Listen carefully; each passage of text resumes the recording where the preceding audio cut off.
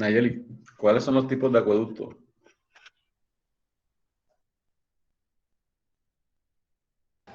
Ya va, profe, que ¿cómo es que tengo los apuntes desordenados?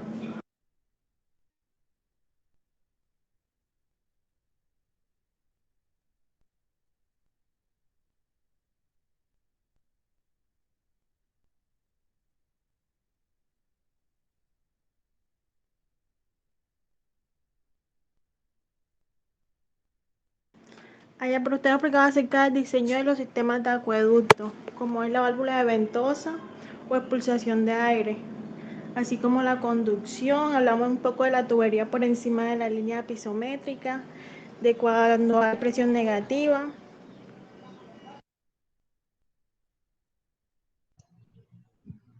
¿Qué más? En la clase anterior vimos algo diferente a eso.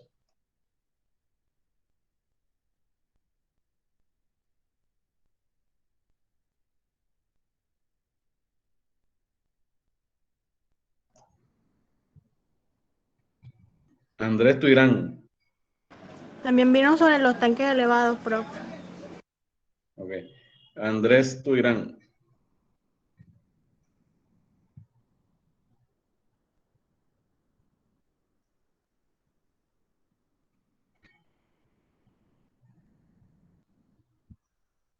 Jesús Medina. Cuéntame, ¿qué vimos en la clase anterior?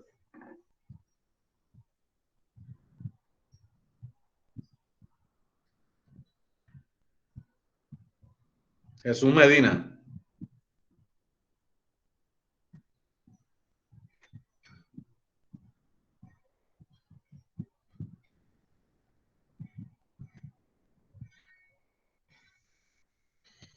María José Gómez.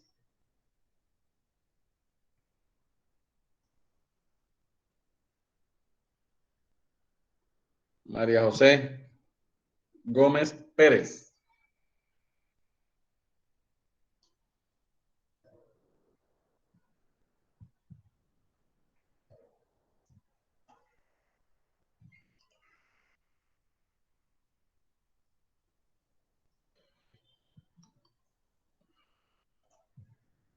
Daniel Pérez. Presente. ¿Qué vimos en la clase anterior? Profe, hablamos sobre los tipos de acueducto. También los tipos de acueducto. ¿Y cuáles son los tipos de acueducto?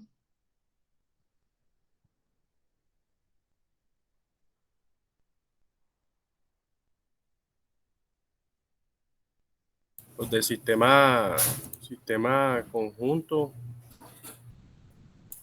los que van enterrados, semienterrados, los que están al descubierto.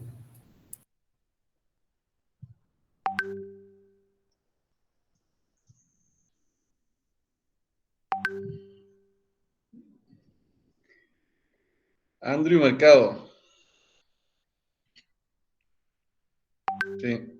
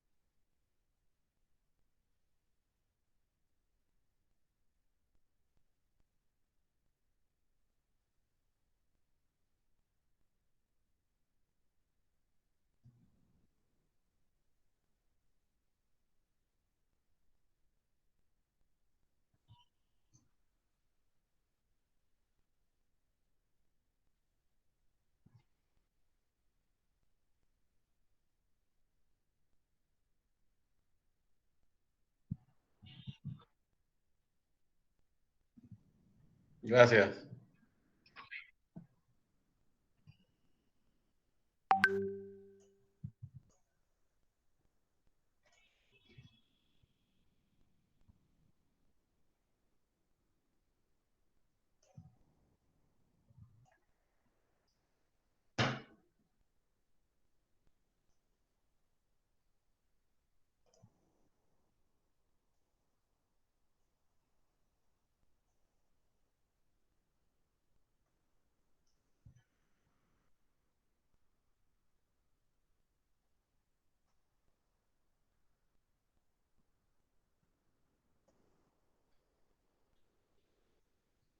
Bueno, la clase anterior hablamos sobre los tanques.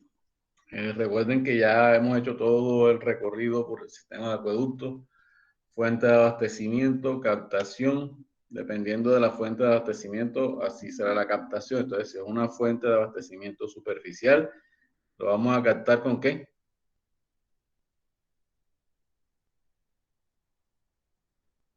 ¿Cómo se llama la captación en aguas superficiales?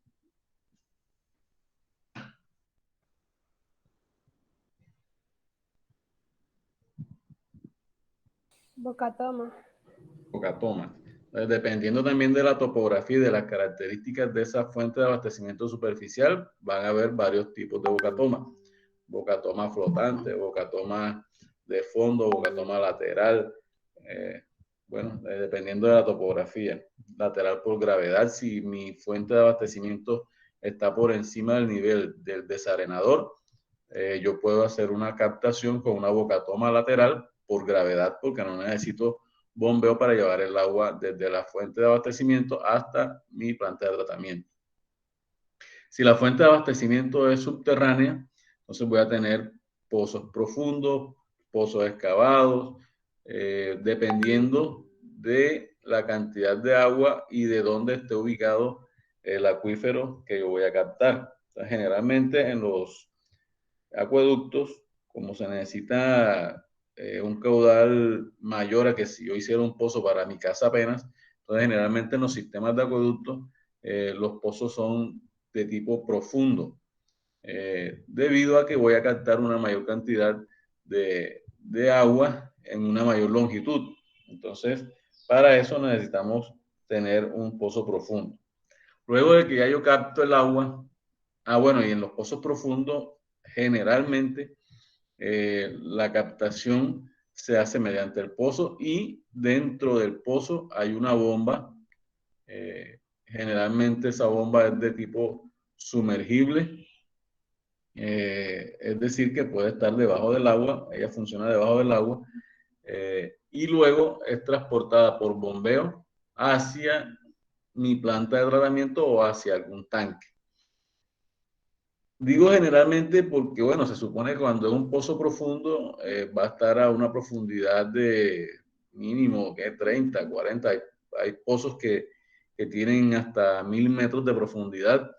La bomba está ubicada, la bomba no se ubica siempre en el fondo del pozo. Entonces, la bomba generalmente, dependiendo de la prueba de bombeo que yo haga, ya ustedes saben cómo se hace, entonces hasta yo debo poner mi bomba hasta el punto donde se dé el abatimiento. O sea, mi bomba no puede quedar sin agua. Entonces, yo debo ubicarla por debajo del nivel de abatimiento en mi prueba de bombeo. Entonces, digo generalmente porque puede darse el caso, por ejemplo, el agua de Chalán y de Colosó. Ese agua, a pesar de que es captada en la superficie, es un agua que es de origen subterráneo, porque es de unos manantiales. Y miren que como viene es subterránea, ahí no necesariamente tengo que captarla con un pozo profundo, sino que ella como tiene un afloramiento, entonces puedo captarla ya por gravedad o por un tipo de bocatoma de fondo, que es la que hace generalmente en este tipo de acueductos. Por ejemplo, ¿cuáles de estos acueductos en el departamento de Sucre tienen ese tipo de agua? Entonces está Colosó, Chalán y algunos corregimientos como Macaján, La Piche, ¿qué otros? Bueno, son los que de pronto como los que conozco. Entonces miren que a pesar de ser un agua subterránea, no la estoy captando mediante un pozo profundo, sino que como hay un manantial donde hay un afloramiento, entonces la puedo captar ya como si fuera un agua superficial. Luego de que ya yo capto el agua, la debo transportar hasta un desarenador, puede ser un desarenador, puede ser un tanque, puede ser por gravedad o puede ser por bombeo. Dependiendo de esto, entonces, debo tener una aducción. Recuerden que la aducción es el transporte de agua cruda, agua sin tratar. Entonces,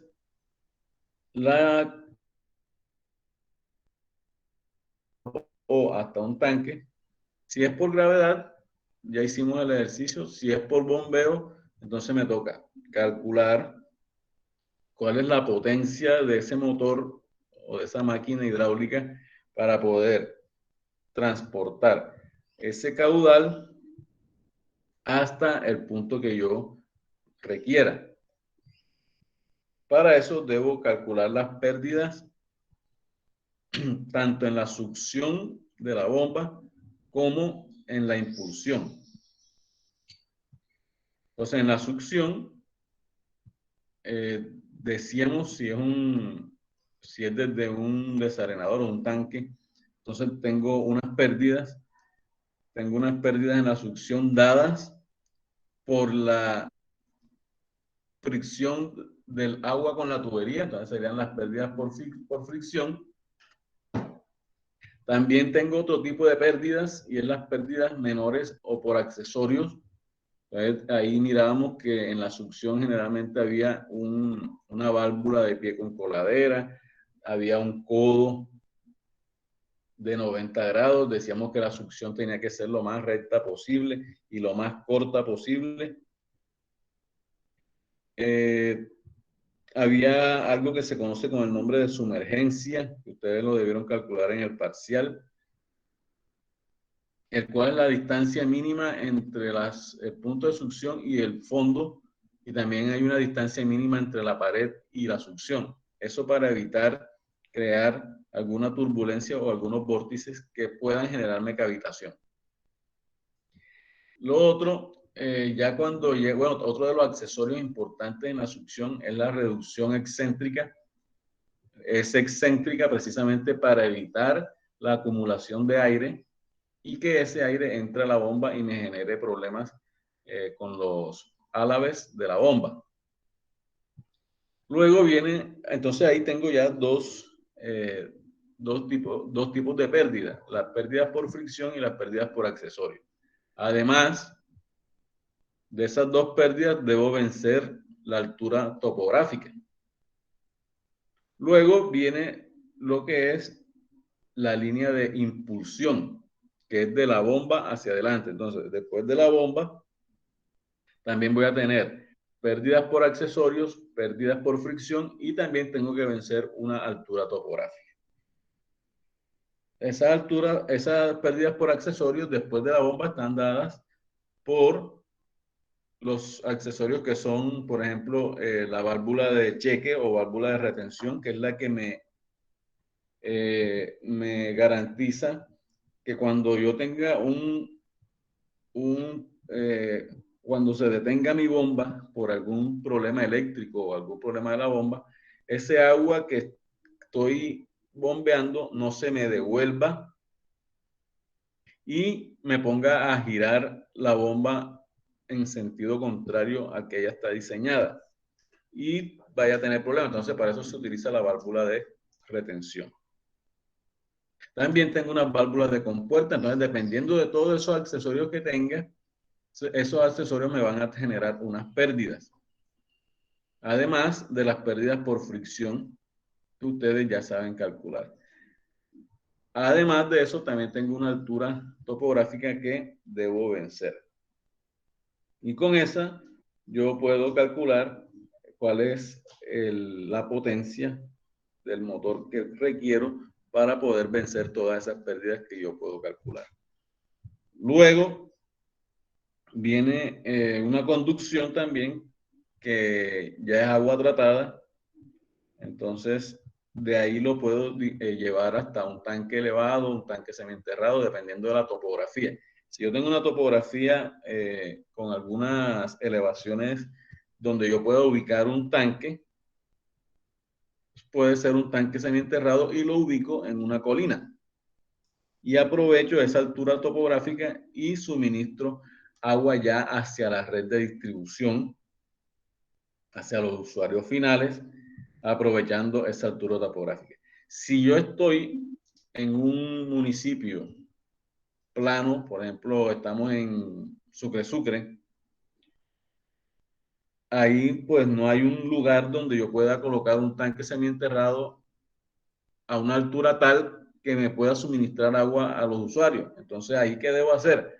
Debo construir o debo utilizar un tanque elevado que me dé la cota suficiente para yo poder distribuir el agua. Esos tanques tienen, además de suministrar agua, pues tienen unas funciones muy específicas, que es que recuerden que en los sistemas de acueducto el consumo de la población no es constante durante todo el día, sino que varía dependiendo de las costumbres de esa población.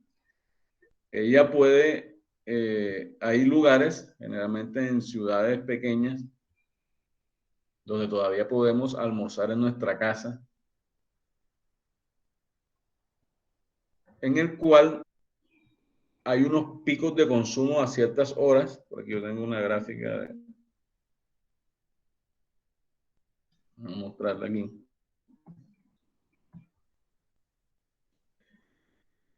Entonces, miren que aquí tenemos una gráfica de cómo es la curva de distribución horaria del consumo de la población. Entonces, miren que esto es horas, entonces a las 2, 3, 4 de la mañana el consumo es muy bajo. Después ya empieza a subir a las 5 de la mañana, a las 6, a las 7 se da el pico, el máximo de consumo. Después ya comienza a descender hasta las 11 de la mañana.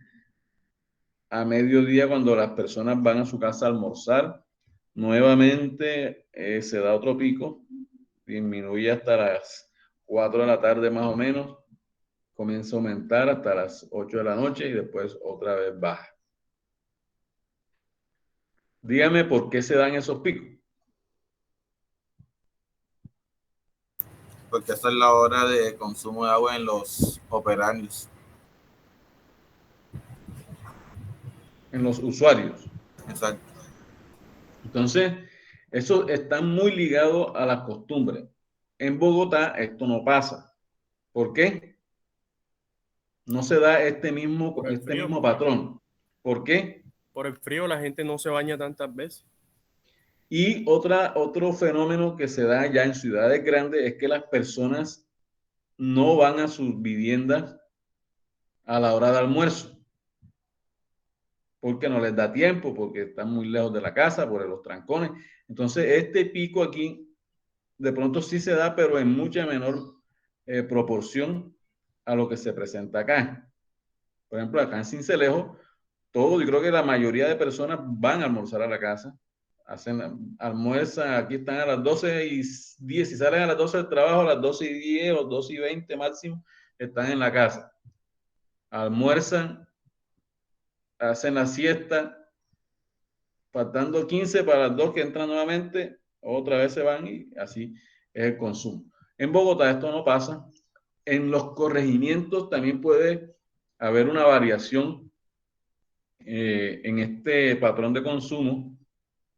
De pronto la gente en los corregimientos o en los pueblos comienza su actividad, sí, más o menos, aquí de pronto ya el pico es un poquito mayor, comienza sus actividades más temprano, pero también se desocupan más temprano. La gente que va de pronto a las fincas a hacer las actividades agrícolas, todo esto, de pronto todo lo hace más temprano. Entonces ya a esta hora, a las 10, a las 11 de la mañana, ya ellos están en su casa. Ya terminaron sus trabajos y este pico puede de pronto estar un poco más retrasado debido a ese patrón o a esas costumbres que se tienen. Y acá de pronto, pues en la tarde, y las personas, por experiencia les digo, en las zonas rurales hemos tenido, se han hecho varias optimizaciones de los sistemas de acueductos, porque nosotros para los sistemas de acueductos diseñamos para que haya agua 24 horas. O sea, nosotros no diseñamos para que haya agua frecuenciada. Ese es uno de las suposiciones que hace uno. Entonces, cuando se hacen esas optimizaciones, inicialmente las personas a veces no cuentan en el baño no tienen una ducha, por ejemplo, sino que ellos almacenan su agua en unos tanques porque es una costumbre de que ellos generalmente están acostumbrados a que el agua llega por ejemplo, cada 3, cada 4 días. Entonces, ese periodo de 4 días en los que no van a tener el agua del sistema de acueducto, ellos tratan de almacenarlo. Entonces, ese tema es una cuestión de costumbres diferentes en las zonas rurales que en los cascos urbanos. Y la gente a veces no le interesa realmente tener agua 24 horas, sino que le den el agua por un tiempo en los cuales ellos puedan almacenarla y después utilizarla. Entonces es cuestión de costumbre, pero la idea o el deber ser de las cosas es que todos los usuarios, todos los colombianos tengamos agua 24 horas, 7 días a la semana. Entonces, ese sí es un tema ya como de ponerse a pensar un poco por qué eso no pasa. Entonces, si uno se pone a mirar los sistemas de acueductos, tanto urbanos como rurales, creo que aquí en Sucre no hay ningún sistema de acueducto que tenga agua 24 horas, 7 días a la semana. Algunos sectores de Sincelejo y Corozal, algunos sectores creo que ya de pronto en Cincé, tienen agua 24 horas todos los días, pero no es todo el sistema. Entonces, ¿a qué se deberá eso? O sea, hay que ponerse a pensar porque proyectos han hecho muchos, bien diseñados, bien calculados, pero realmente eso no se ve reflejado en el usuario final que tenga agua en cantidad, con la continuidad necesaria y peor aún, con la calidad necesaria. ¿A quién me dice a qué se deberá eso? Según su concepción de lo que es un sistema de acueducto y los prestadores que nos llevan ese servicio. ¿Qué creen ustedes que está pasando en ese caso? O sea, ¿por qué no nos está llegando el agua? ¿Por qué? ¿Quién me dice? Alguien que haga esa reflexión.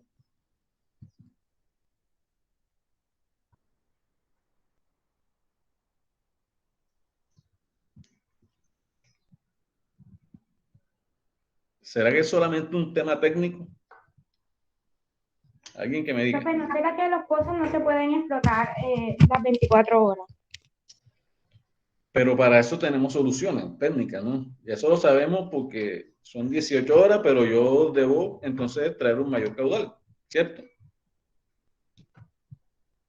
Eso tiene solución técnica, por decirlo así. De si yo no puedo explotar, si no, usted puede solamente explotar el pozo 12 horas. Bueno, entonces como lo puedo explotar 12 horas, entonces tengo que tener el doble del caudal que me está dando el caudal máximo diario. ¿Cierto? Entonces eso se podría solucionar por ahí. Pero, ¿qué más? Alguien que me diga otra cosa. Puede ser una razón, sí. Profe, ¿me puede hacer el favor de repetir la pregunta? Sí, o sea, quiero que nos apartemos un poquito del tema de hoy, así, pero sí necesito que hagamos estas reflexiones porque es una problemática que hay grandísima en el departamento y necesito que creemos conciencia al respecto. ¿Por qué los sistemas de acueductos del departamento de Sucre, tanto rurales como urbanos, no prestan un servicio eficiente ni en calidad, ni cantidad, ni continuidad? O sea, no tenemos agua 24 horas, no tenemos, la calidad del agua no es la mejor. Y la continuidad ni la cantidad es suficiente. ¿Por qué creen ustedes que pasa eso? Así de pronto a los que son de los municipios en Sucre, los que son de Corozal, los que son de San Marcos, los que son de, creo que había alguien de San Onofre, ¿por qué creen ustedes que eso pasa? O sea, ¿dónde estará ese problema? Si somos los ingenieros los que estamos mal, ¿qué pasa?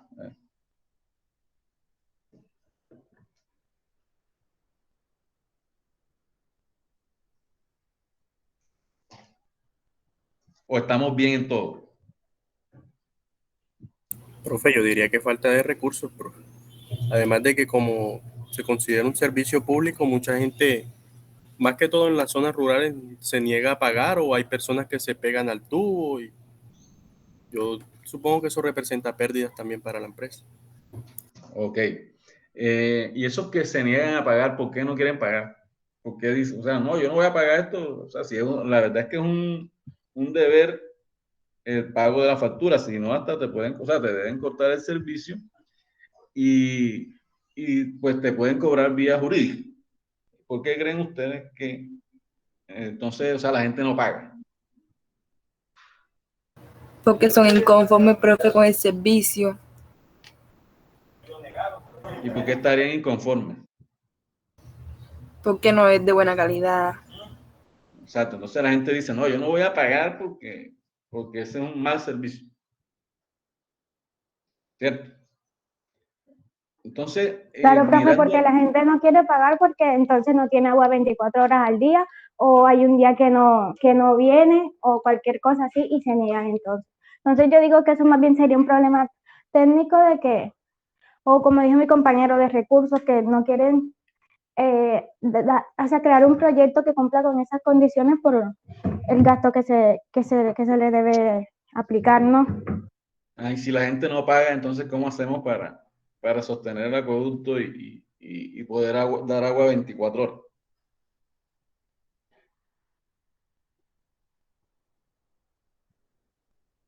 ¿Por qué? O sea, si la gente no paga, ¿qué hacemos? No le van de agua, profe. Bueno, entonces miren que el problema no es tan sencillo, o sea, la solución no es tan fácil.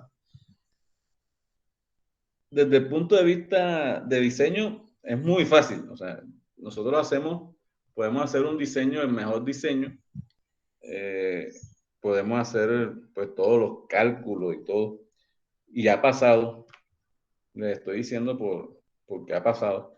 Entonces, por ejemplo, en el municipio de, ¿qué les digo yo? Ahora mismo estoy trabajando un proyecto. En el municipio de Los Palmitos,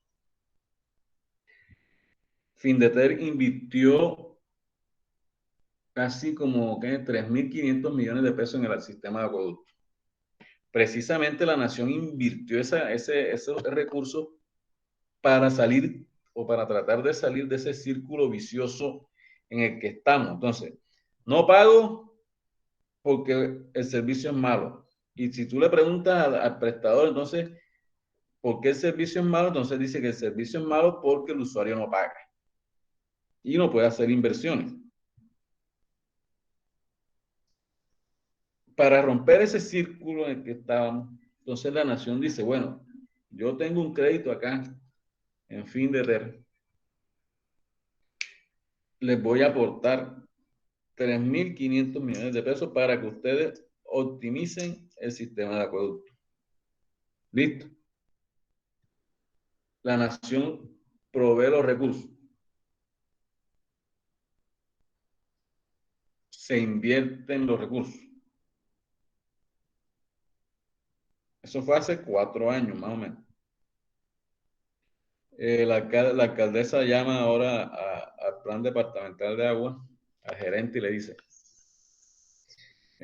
doctor Eduardo Pérez, le mando una carta, necesito que me ayude con unos recursos porque el sistema de acueducto no es suficiente, no me da la capacidad para darle agua a todo el mundo, ni la continuidad indicada. Si le invirtieron 3.500 millones de pesos hace 4 años.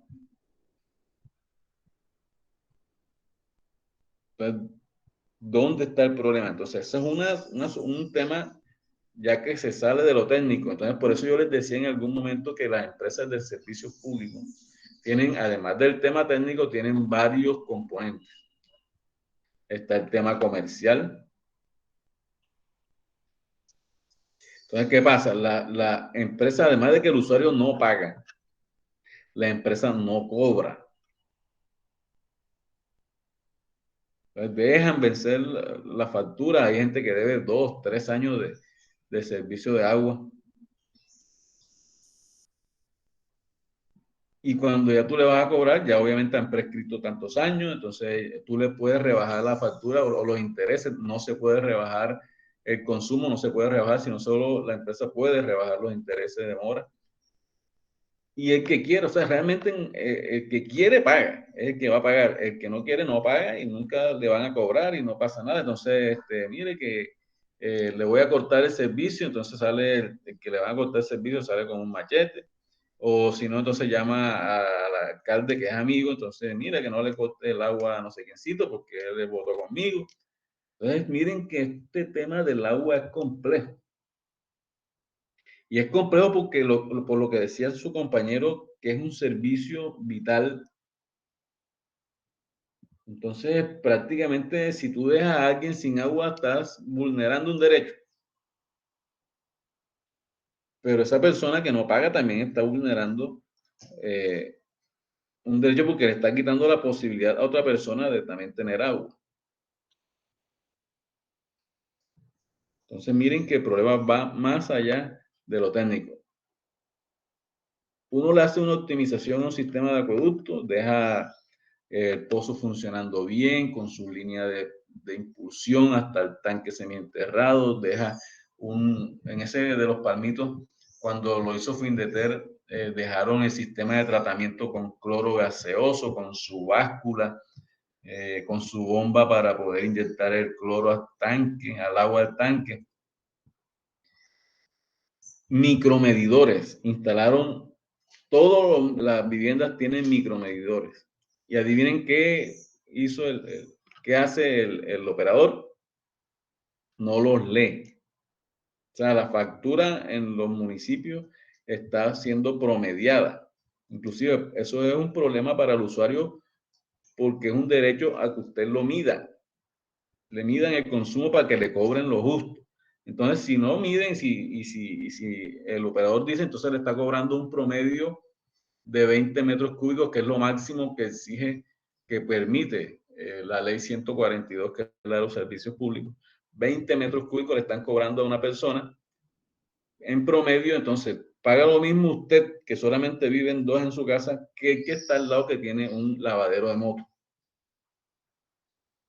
¿Ustedes creen que eso es justo? No, profe.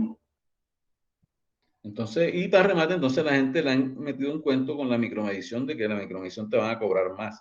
No, le están cobrando lo justo a ti y le están cobrando lo justo al que tiene el lavadero de moto.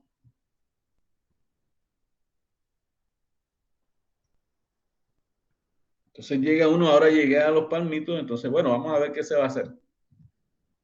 ¿Cómo están clorando? Entonces están mal en la calidad del agua, en el IRCA. Bueno, vamos a ver cómo está el sistema de cloración. El sistema de cloración que dejó Findeter ya no está. Sino que en la tapa del tanque semienterrado tienen un balde al cual le echan cloro granulado, hacen la solución y le ponen una llave para que vaya cayendo gota por gota sin ningún tipo de medición. Entonces, A veces no, que yo no voy a bombear para ese tanque cementerrado, sino que voy a bombear directo para la red de distribución, porque eso es un costo de energía más, que no sé qué. Y así pasa en todas partes. El gerente de la empresa de servicios públicos puede ser abogado, economista, administrador de empresa, y eso no está mal, porque, bueno, es gerente, pero debe tener a alguien, un coordinador, alguien, una persona técnica que sea ingeniero civil, ingeniero sanitario, que tenga una formación que le permita tomar decisiones en estos sistemas de acueductos. Porque ¿quién termina tomando las decisiones en esas empresas? En todos los municipios hay alguien que ya le cambiaron el apellido por Agua. Entonces, no, que se llama Marco de Fontanero, entonces Marco Agua. Marco Agua es el que mueve todas las válvulas del sistema. Pedro Agua, ese es el que mueve todo, el que conoce el sistema. Entonces, él, si no quiere clorar ese día, no clora. Si le quiere dar este barrio, le da. Si no, no. Díganme si es o no es así. Los que viven en los municipios, en Sucre, ¿no? Bueno, San Marcos ya está un poco más organizado, o sea, no fue también, pero siempre pasa en esos municipios pequeños que no hay quien opere ese sistema, y peor si lo optimiza, entonces le deja a uno un sistema optimizado, bien hecho, pero no lo operan porque no saben. Profe, o ponen el agua para sectores en específicos, pero a pedido de la gente, como que te voy a poner el agua a este sector porque allá vive no sé quién, y así. Y ahí la ¿Quién mayoría me está quedan hablando? sin Que agua. no veo. ¿Quién me está hablando? Wendy Garrido, profe. Ok. Wendy, ¿tú vives dónde? San Pedro, profe. Ah, ok, San Pedro Sucre. Bueno, San Pedro demoraron como no sé cuántos años haciendo el tanque elevado, que está ahí cuando uno va entrando que lo ve. Había problemas en la calidad del agua. No sé lo que tú dices. Entonces, el sector este, ¿no? A pedido de la gente, le doy a este sector, a este no le doy. Entonces, no hay unos criterios técnicos, además de que el tema de la energía es un tema también muy crítico aquí en el departamento. Así estamos captando agua desde a partir de los 200 metros, por ejemplo, que tenga un pozo. Eso es un costo de energía porque las bombas y los motores son de, ponle tú, 40, 50 caballos. Eso genera unos costos de energía que lo que recauda la empresa no da siquiera para pagar el recibo de energía. Pero yo primero me pago, entonces pago la nómina y después lo que quede se lo abono al tema de energía y así a los proveedores, lo que quede. Entonces, tú ves en esas empresas que hay 15, 20 personas trabajando.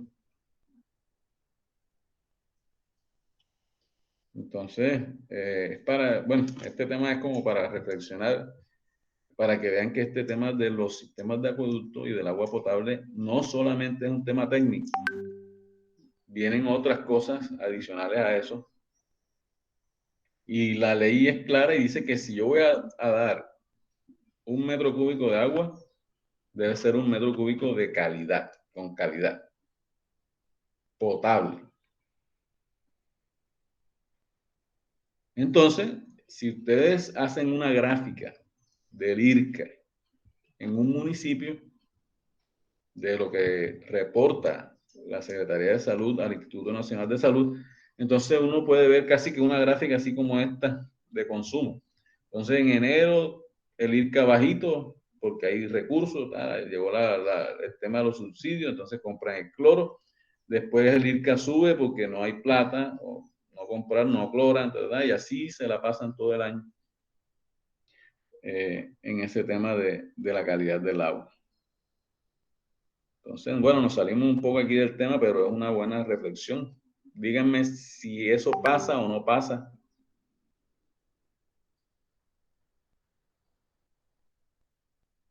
Entonces, cuando el acueducto no funciona, es culpa del ingeniero, del que diseñó ese acueducto, está mal diseñado, pero no miran todo lo que está detrás de un sistema de acueducto, aparte del tema técnico, temas comerciales, temas de cultura.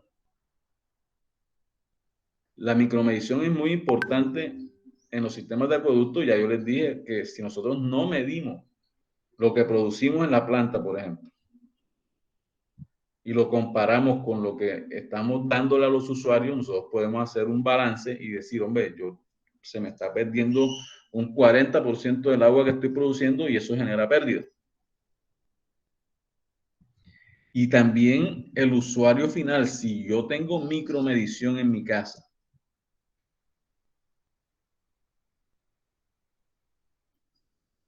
pero si yo no tengo micromedición, entonces tú ves a la gente barriendo con el chorro de agua en la terraza, una hojita la coge y la lleva desde la puerta de la casa hasta allá, hasta el final con la manguera, porque no se lo cobran.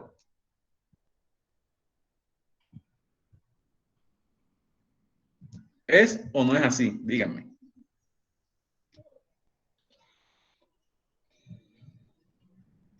Así es, profe. Así es. ¿Alguien quiere aportar algo a esa visión que tenemos de los acueductos o del servicio, más bien?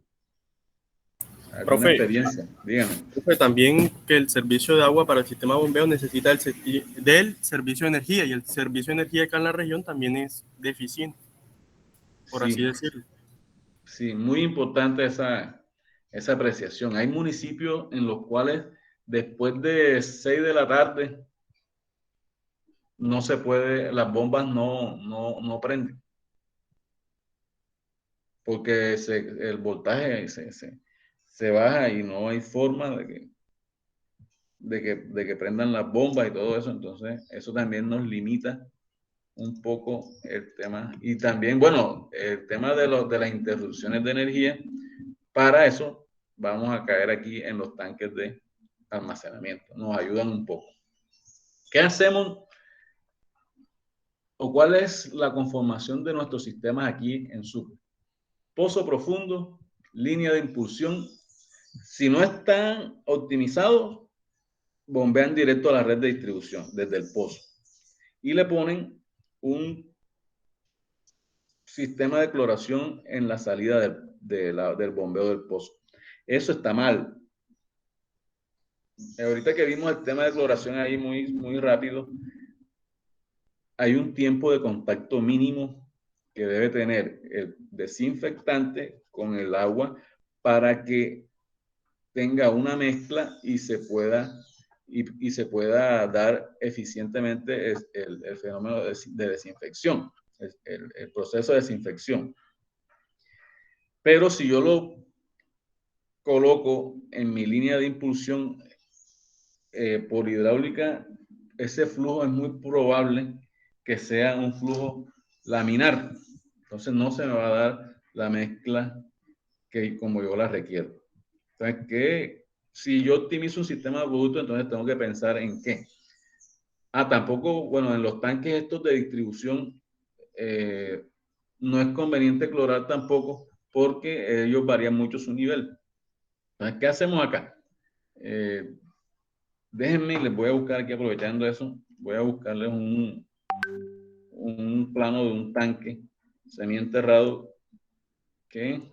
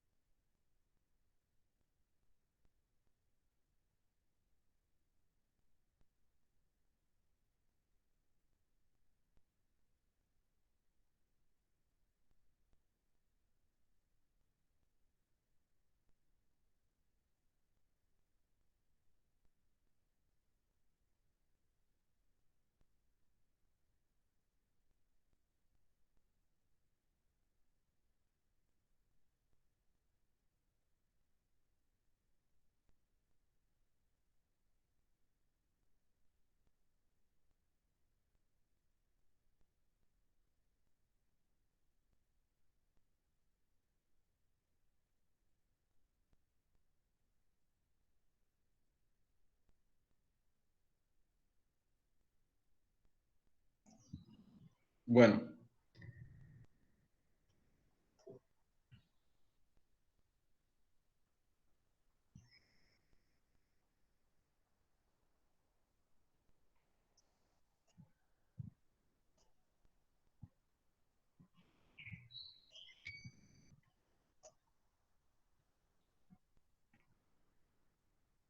ahí ven la pantalla, ¿sí? Sí, profe. Bueno, entonces esto que está aquí es el diseño estructural de un tanque semienterrado. Esta es la vista en planta. Esto es para el municipio de San Benito Abad. Aquí, en este punto, entonces, como nosotros tenemos que bombear del pozo, ahí todavía el agua no está tratada. La vamos a bombear. Este es el esquema más o menos que se hace en todos los tanques acá para poder en este espacio de aquí, poder darle un tiempo de contacto mínimo. Entonces ahí es donde se va a dar el tiempo de contacto mínimo que requiere el, el cloro para tener el tiempo mínimo de contacto con el agua. Entonces, aquí también le hacemos esto se conoce como tabiques, para darle un recorrido mayor al agua y por lo tanto un tiempo mayor de retención. Entonces, aquí llegan los pozos profundos con la tubería, aquí se da el tiempo de contacto. Este tanque en particular, por ejemplo, tiene dos compartimientos que están dados para, en caso de que yo vaya a hacer un mantenimiento, lo puedo hacer a medio tanque y el otro tanque me sigue funcionando. Aquí uno deja dos compuertas. Entonces, si yo quiero hacerle mantenimiento a este lado del tanque, cierro esta compuerta de aquí y solamente el agua vendría por este lado. O en caso contrario, si quiero hacerle mantenimiento a esta parte, entonces cierro acá y el agua coge para este lado. Esta sería una vista en corte, aquí un perfil de lo que es el tanque. Este tanque tiene 800 metros cúbicos en volumen. Entonces está dividido en dos. Miren que esa es más o menos la conformación. Acá está también en planta. Tiene unas columnas interiores y unas vigas.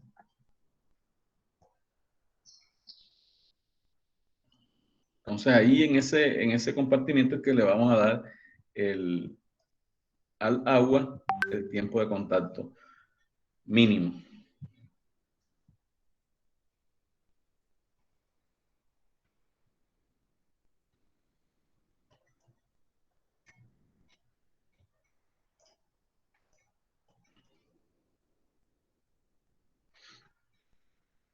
Entonces, en la clase pasada estamos viendo todo el tema de lo que eran los tanques. Como les decía, el consumo de agua no es constante durante todo el día, entonces por eso se dan unas variaciones y el tanque lo que hace es regular esas variaciones. También hay tanques que compensan esas variaciones, entonces cuando hay mucho consumo, él está suministrando agua, cuando no hay tanto consumo, él se está llenando y preparándose, por decirlo así, para esos consumos máximos que se presentan en el día. También las funciones de esos tanques está en tener una reserva de agua para atender los casos de incendio. También en caso de emergencia o cortes de energía eléctrica. ¿Qué hacemos también acá? Como acá no contamos casi con con partes donde podamos colocar un tanque semienterrado para que trabaje por gravedad. Esos tanques elevados y los tanques semienterrados, nosotros lo que hacemos es pensar en los cortes de energía y dejarles una planta eléctrica en la estación de rebombeo para que en caso de que hayan esos cortes de energía eléctrica, podamos seguir operando el sistema sin ningún tipo de inconvenientes. Los tanques también le dan una presión adecuada a la red de distribución.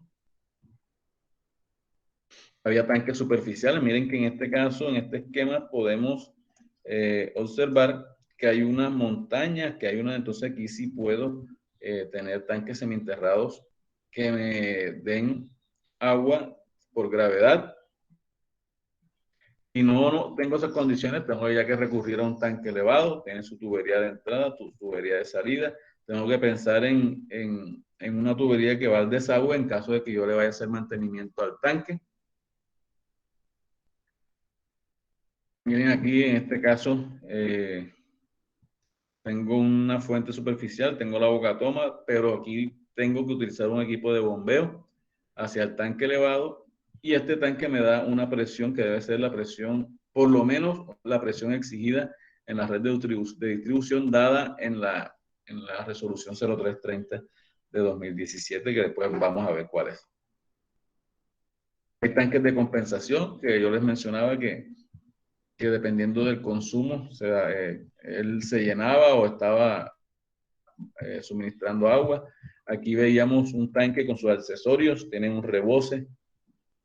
Ese rebose debe ser capaz de evacuar el caudal que está entrando, ya que en caso de que se llene el tanque, debe ser capaz de evacuar el caudal de diseño para ese tanque. ¿Qué es cuál? ¿Cuál es el caudal de diseño para los tanques? Caudal máximo diario. El caudal máximo diario. Entonces, ese rebose debe ser capaz de evacuar ese caudal máximo diario. Aquí vemos un tanque también que tiene dos compartimientos y sus accesorios. Ya los veíamos, tanque elevado. Este tanque elevado solamente tiene una tubería tanto de entrada como de salida, de subida como bajada. Entonces, cuando calculemos, por ejemplo, si esto viene de un bombeo, debemos tener en cuenta que esto tiene una lámina de agua o una cantidad de agua por encima que también debemos vencer. Lo ideal es que tenga dos tuberías, la de entrada y la de salida, para poder estar funcionando siempre y no solamente cuando no esté bombeando. Bueno, entonces, yo les decía también en la clase anterior que cuál eran lo que nos decía la resolución 0330 de los 2017 con respecto a los tanques. Entonces, ¿cuáles eran los requisitos de diseño de los tanques de almacenamiento? Deben funcionar hidráulicamente con esquema de mezcla FIFO, que es lo primero que entra, es lo primero que sale. O sea, esos tanques deben funcionar como si fueran un flujo pistón. Las esquinas deben ser achaflanadas. Creo que aquí les voy a mostrar enseguida. Miren que ese tanque que les mostré ahora, miren que las esquinas no tienen ángulos rectos, ¿cierto? ¿Sí lo ven? Sí, profe. Miren que las esquinas están achaflanadas. Y tanto estas de aquí, las que se ven en planta, como si yo me busco un corte aquí, miren que también tienen unos chaflanes para evitar puntos muertos en esas esquinas. Eso es bueno tanto desde el punto de vista de calidad del agua e hidráulico, como desde el punto de vista estructural. Porque si yo tengo un ángulo recto aquí, es muy probable de que eso sea un punto de falla de ese tanque.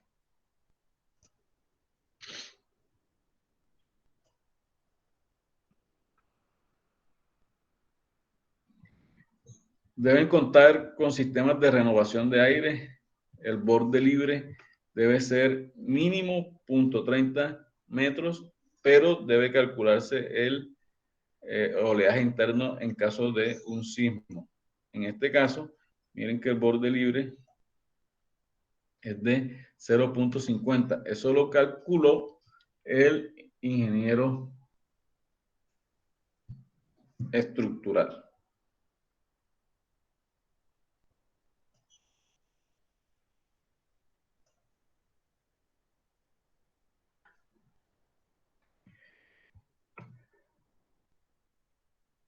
La tubería de salida debe ubicarse de tal manera que para niveles mínimos de operación no se generen vórtices ni entrada de aire a la red, ni se permita la resuspensión de sedimentos. Todos los tanques de almacenamiento deben contar con una pendiente en el fondo que facilite la evacuación de los lodos y las labores de limpieza. el terreno sobre el cual está construido los tanques de almacenamiento debe contar con un sistema de drenaje. Todos los tanques deben contar con un sistema de alivio que tenga la capacidad de evacuar excesos, es la tubería de rebose. Este sistema debe dimensionarse con el fin de evacuar el caudal máximo diario para el horizonte del proyecto.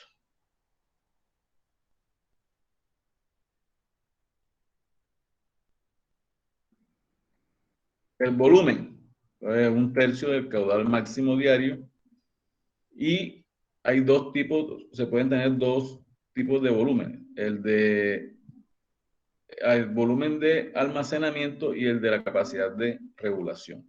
El de la capacidad de almacenamiento es muy sencillo, según la norma debe ser 1/3 del volumen distribuido en la zona que va a ser abastecida en el día de máximo consumo. Eso quiere decir que es 1/3 del caudal máximo diario. Y la capacidad de regulación se debe estimar a partir de los patrones de consumo de cada zona abastecida mediante el empleo de métodos gráficos o analíticos. Ese ejemplo lo vamos a hacer para la próxima clase. No sé si hay alguien que quiera de pronto hacerlo o hay algún voluntario.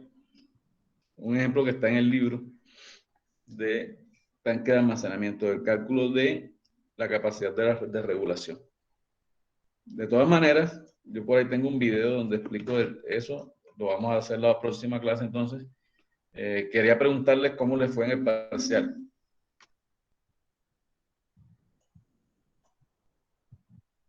Súper bien, profesor. ¿Quién dio? ¿Quién me dijo? Súper bien. Luisa Flores. Ah, ok. Estaba fácil, ¿no? Va bien, profe, pero si lo hubiéramos hecho en Excel, hubiéramos terminado rápido. Ah, no, claro, obviamente, pero la idea es que vayan viendo de dónde salen las cosas y eso, y vayan aflojando la mano. Igual para el proyecto final, se va a hacer, la idea es que esa hoja de cálculo sea muy buena. Yo les iba a mostrar la hoja de cálculo, algo para que vean cómo va quedando más o menos. Un momentito.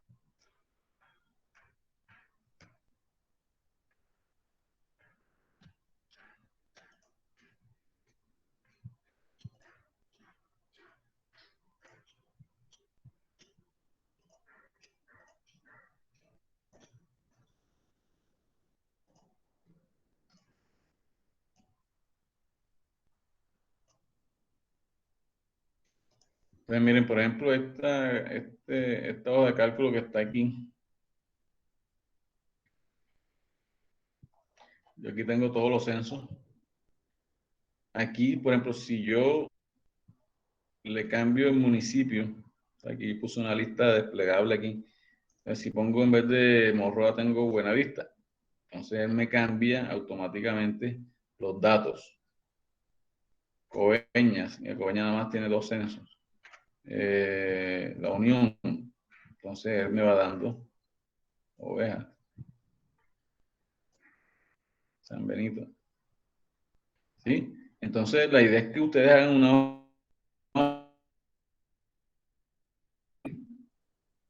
¿Ok? ¿Estamos de acuerdo en eso? La idea es que no, o sea, que yo no tenga que prácticamente cambiar nada, sino solamente la población, decir el municipio y él me vaya actualizando la información. Profe, pero a cada quien nos tocó un municipio diferente. Sí, o sea, ¿cómo te digo? no va a quedar así, pero bueno, cada municipio va a tener sus... O sea, si yo le pongo la población, si yo le cambio la población a ese municipio para el año no 2046, sino que le ponga la de 2030, él cambia automáticamente los caudales, cambia todo. O sea, sí me hago entender. Profe, yo la hice así, en mi hoja de Excel nada más tiene que cambiar la población y le cambia todo lo demás. El problema es que no he podido solucionar la parte de la escogencia de la bomba. Eso sí me toca hacerlo aparte. Es lo único, incluso para el diseño del tanque, porque yo en mi propuesta hay un diseño de tanque, me lo arroja automáticamente si le cambio acá la población. Pero no he podido solucionar lo de la bomba. O sea, porque usted sabe que hay que tener en cuenta el catálogo y eso, y no Bueno, me eso toca sí hacerlo a mano. ya es, bueno, sí, eso se sale de las manos porque cada bomba es diferente y cada bomba tiene una curva y entonces, pero sí por lo menos que la potencia cambie. La potencia del motor debe darse, o sea, automáticamente también. ¿Alguna duda con respecto al proyecto? ¿Cómo van?